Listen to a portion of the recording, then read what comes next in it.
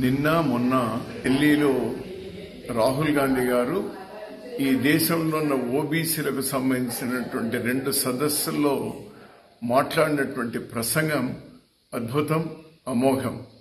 అతనికి ఈ దేశంలో ఉన్నటువంటి స్ట్రక్చర్, బడుగు బలహీన వర్గాల వారికి అన్ని సమాన అవకాశాలు రావాలి ఎంతవరకు వచ్చింది గత 70 సంవత్సరాలుగా. కాంగ్రెస్ ప్రభుత్వం ఉన్నప్పుడు రిజర్వేషన్లతో సహా అన్ని హక్కులు పేదవాళ్లకు ఇచ్చేటువంటి చట్టాలు తీసుకొని వచ్చింది. ఇటు రాష్ట్రంలో కూడా అటువంటి చట్టాలు తీసుకొచ్చింది. ఎంతో చేయగలిగినాం. ఇంకా ఎంత చేయాలి, ఇంకా త్వరితగతిగా అందరినీ సమాన విధంగా చేయాలి.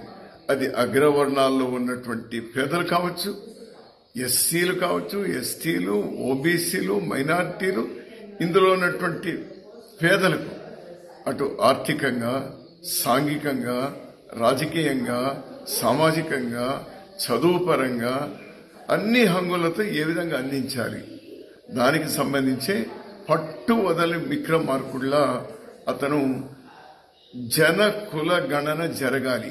కేంద్ర ప్రభుత్వం కూడా దానికి అంగీకరించింది. కొద్దిగా ఆలస్యమైన తెలంగాణలో అద్భుతమైనటువంటి ప్రశ్నావళితో అక్కడ ఒక డేటా తీయడం జరిగింది.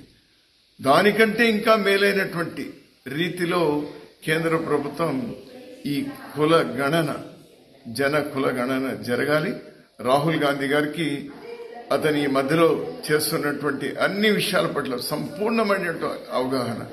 140 కోట్ల మందికి అతను ఒక సమ్మతి కలిగినటువంటి నాయకత్వం పుణికి పుచ్చుకుంటా ఉన్నారు.